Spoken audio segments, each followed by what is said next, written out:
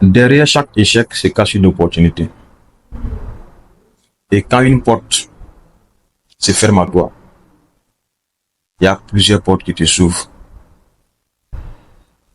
Et pour t'expliquer cela, je vais te raconter une histoire.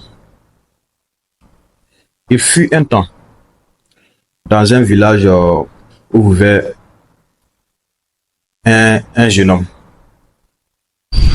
Et ce jeune homme n'a ni fait les bancs, c'est-à-dire ce jeune homme ne savait rien de ce qu'on appelle l'école. Il n'a pas été à l'école.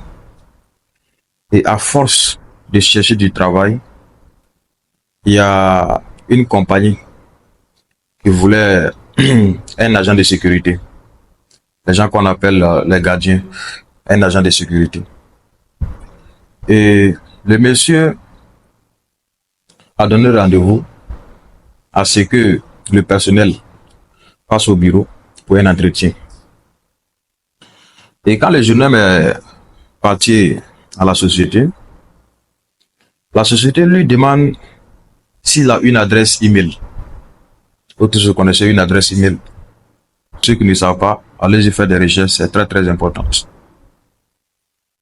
Le gars dit, lui n'a pas été à l'école, il ne connaît même pas ce qu'on appelle l'adresse email.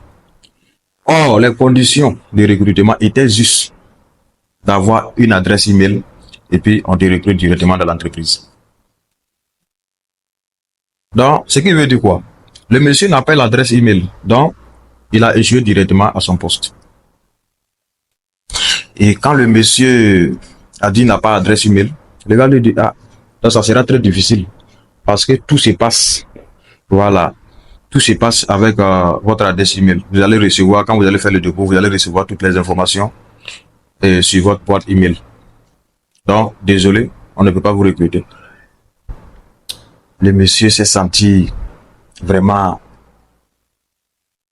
toucher le jeune homme, mais il s'est pas découragé. Et le vieux, il se trouvait que le gars fumait, le jeune fumait. Et il avait l'envie de fumer. Et il a regardé autour de lui, sous prétexte qu'il allait trouver une boutique pour acheter au moins une cigarette pour fumer. Et quand il a regardé autour de lui, aucune boutique. Aucune boutique à côté. Mais les gens venaient chaque fois dans l'entreprise. Aucune boutique à côté. Donc, il y a une idée qui lui est venue en tête. Ce lieu doit être